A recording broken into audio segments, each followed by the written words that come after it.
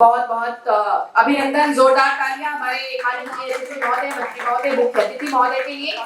आप लगातार जनजातीय क्षेत्र में बहुत काम कर रहे हैं। नमस्कार सभागार में उपस्थित सभी अतिथियों, मीडिया कर्मी और विभिन्न स्थानों से आए हुए हमारे सामाजिक कार्यकर्ता और साथ साथ हमारे सुधी श्रोताओं को मेरा बहुत बहुत प्रणाम और नमस्कार। थोड़ी देर में कार्यक्रम की विधिवत शुरुआत होने जा रही है।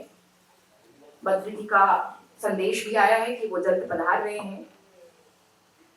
इससे पहले कि हम कार्यक्रम की शुरुआत करें, मैं एक श्लोक के साथ जो हम सब के लिए महत्वपूर्ण है और आज के समय में बहुत ही सारगर्भित है, मैं शुरू करूंगी कि ओम अस्तो मा सद्गमय तमसो मा ज्योतिर्गमय मृत्योर्मार्दितात् गमय।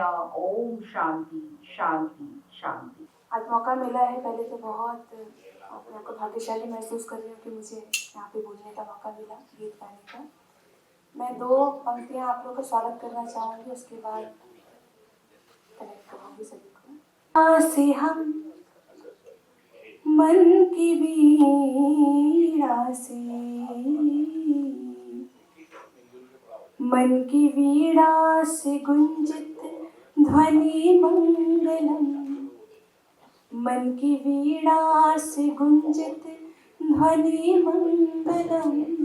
स्वागतम स्वागतम स्वागतम स्वागतम स्वागतम स्वागतम स्वागतम स्वागतम।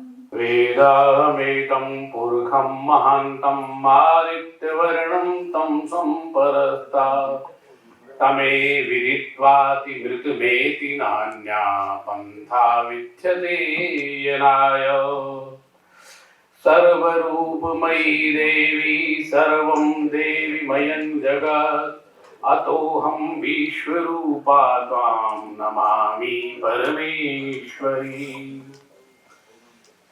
आदरणीय मंचस्थ विराजमान सभी अतिथियों, मुख्य अतिथियों, वक्ताओं और अत्यंत महत्वपूर्ण श्रोताओं के बीच में आज हम चर्चा कर रहे हैं प्रकृति का संरक्षण कैसे हो। लेकिन प्रकृति के संरक्षण के बारे में जब हम चर्चा करते हैं क्योंकि जैसे इन्हें जहाँ से शुरुआत करेंगे तो हमें ये देखना है कि हमने प्रकृति का दोहन कैसे किया है। विचार करें, हमने वायु, पृथ्वी, जल, आकाश, अग्नि सभी को अपनी सुविधा अनुसार खूब दोहन किया है। हमने इस धरा में जहां जहां हमारी जरूरतें आई, इसके जितने मूल्यवान, बहुमूल्यवान, दैदीप्यमान दिव्य पदार्थों का शोषण किया, दोहन किया।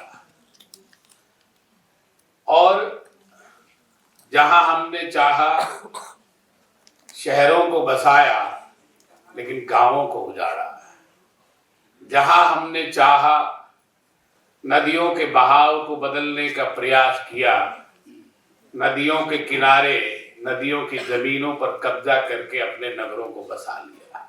हमारे प्रसन्ना जी जो ज्वाइंट सेक्रेटरी रह चुके हैं राज्यसभा के, शिव कुमार बलराम जी जो डायरेक्टर रह चुके हैं लोकसभा के और न्यूज एडिटर भी हैं, और बाकी जितने भी लोग हैं उन सबका मैं बहुत तहे दिल से स्वागत करती हूँ। यहाँ पे जितने भी policy makers, industry leaders, academic और इनोवेटर्स हैं, मीडिया रिप्रेजेंटेटिव्स और देश के विभिन्न हिस्सों से पधारे हुए सभी सम्मानीय अतिथियों का मैं स्वागत करती हूँ। आप सब green power India 2026 national conclave में हार्दिक अभिनंदन और स्वागत है। आज हम सब यहाँ भारत के क्लीन एनर्जी फ्यूचर पर एक महत्वपूर्ण चर्चा के लिए इकट्ठा हुए हैं। इस कॉन्क्लेव का थीम है advancing sustainability energy for a greener India. आज मुझे पूरा विश्वास है कि आज के यहाँ बैठक सिर्फ विचारों के आधार प्रदान नहीं, बल्कि भारत के सस्टेनेबल और एनर्जी सिक्योर फ्यूचर की दिशा में एक महत्वपूर्ण कदम होगा। सबसे पहले मैं इन दिनों ANA आकलन न्यूज की तरफ से आप सभी को धन्यवाद व्यक्त करती हूँ कि आप लोगों ने छुट्टी के दिन अपने कीमती समय में से टाइम निकाल के आप लोग यहाँ पे पधारे और इस मिशन को बढ़ाने के लिए आप सब इसके बहुत महत्वपूर्ण लोग होंगे जो इस पे योगदान देंगे। दोस्तों, आज भारत के नए युग के दरवाजे पर खड़ा है। हम सब विकसित भारत 2047 के सपने को साकार करने की दिशा में बढ़ रहे हैं, लेकिन ये सपना तभी पूरा होगा जब हम अपनी एनर्जी नीड्स को सस्टेनेबल और एनवायरमेंटल फ्रेंडली बनाएंगे। श्री शिव कुमार विग्रामी जी, madam Hanuman Shweta Reddy ji, Mangesh Trivedi ji, group captain Vishwajeet Kumar ji और गौतम मेहरा जी, मिस लइका और सामने बैठे अतिथि, आप सबको मेरा नमस्कार। मैं आया था ये सोच के कि मैं इंग्लिश झाड़ूंगा अपनी, बट यहाँ देख के तो लगता है हिंदी में बोलना पड़ेगा, जिसमें मेरा हाथ बहुत तंग है, बट कोशिश करता हूँ। अच्छा मंत्री जी ने आदेश का पालन। हालांकि मैं हिंदुस्तानी हूँ, बट एक बहुत रेयर डिस्टिंक्शन है जो बहुत ही कम लोगों को हिंदुस्तान में मिला हुआ है कि 2 देशों के राष्ट्रपति जो हैं वो हमें अपॉइंट करते हैं एज ऑनरी कॉन्सल जनरल्स। ये वो देश होते हैं जो छोटे होते हैं, जिनकी आबादी कम होती है, जो अलग अलग देशों में अपना दूतावास नहीं रख सकते, तो वो हम जैसे लोगों को अपॉइंट करते हैं। और हमें जब अपॉइंट किया जाता है तो विभिन्न एजेंसीज हैं, सिक्योरिटी एजेंसीज हैं अलग अलग भारत की और बाहर की, जो हमें क्लियर करती हैं, उसके बाद ही हमें अपॉइंट किया जाता है। तो जो आप देख रहे हैं ये बहुत इंग्लिश में बोला जाए तो बड़ा pure form of a citizen आप देख रहे हैं, क्योंकि we have been validated by a lot of security agencies like CBI, IB, Interpol, and then only we are appointed because we have a responsibility। हम अपने अपने देशों के राष्ट्रपति को हम रिप्रेजेंट करते हैं। तो मैं आज बात करना चाहूँगा पलाव की और पैसिफिक रीजन की। सबने प्रकृति के बारे में बात किया, सबने पर्यावरण के बारे में अलग अलग चीजें बताई, बट मैं आज जो बात करना चाहता हूँ, मैं खास तौर पे जो हमारे भारत के जो विभिन्न उद्योग हैं ग्रीन एनर्जी को लेके, क्लाइमेट को लेके, उनके लिए जो अपॉर्चुनिटीज हैं, मैं उनके बारे में बात करना चाहता हूँ। पलाव एक बहुत छोटा सा देश है जो आज से 700 साल पहले स्पेन ने डिस्कवर किया था। जैसे क्रिस्टोफर कोलंबस के बारे में तो आप जानते होंगे, तो वैसे ही कोई एक्सप्लोरर थे, उन्होंने डिस्कवर किया, फिर उन्होंने पलाव को बेच दिया जर्मनी को। तो उन दिनों में आइलैंड बिकते थे, देश बिकते थे।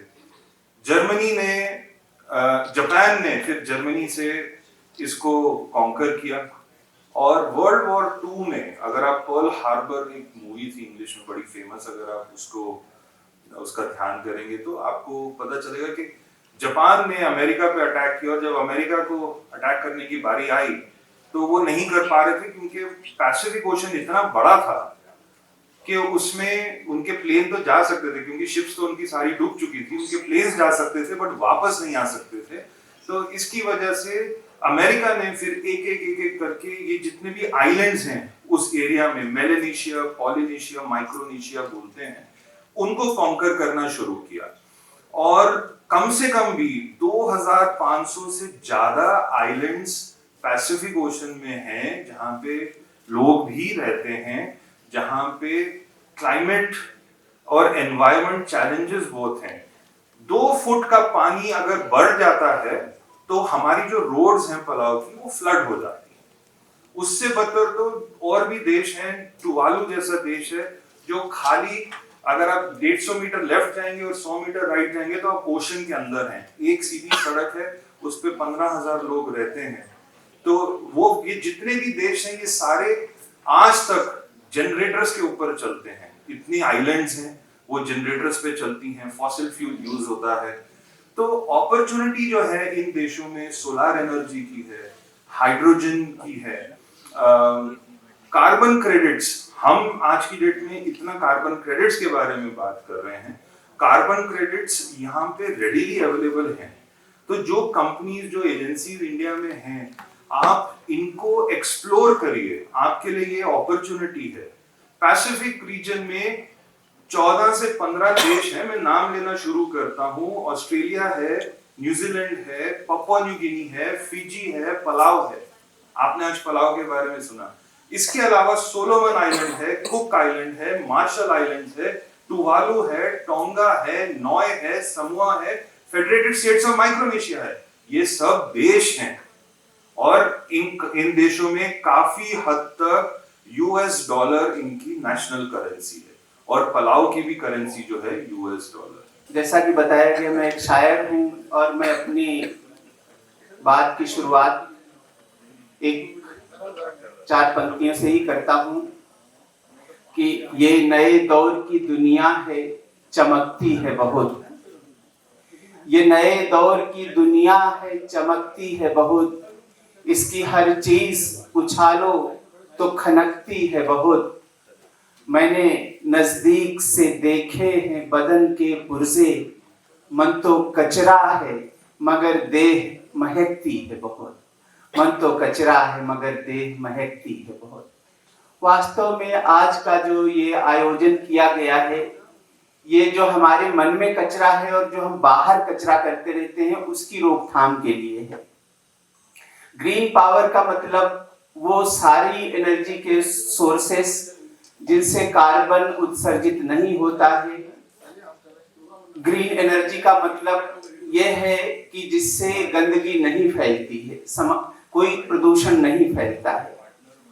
मैं पार्लियामेंट में बहुत लंबे समय तक रहा हूं और जब ये शुरुआती दौर में आया था कि ये हमारा जो solar power, hydro power, wind power, इनके लिए जो कानून लेजिस्लेशन का काम शुरू हुआ था, तब से तरह तरह के डेलीगेट्स आते थे और वो बताते थे कि हम जो वास्तव में जो कोयला से एनर्जी का उत्पादन होता है, इससे बहुत कम लागत में अल्टरनेट जो साधन है उनसे एनर्जी का उत्पादन किया जा सकता है।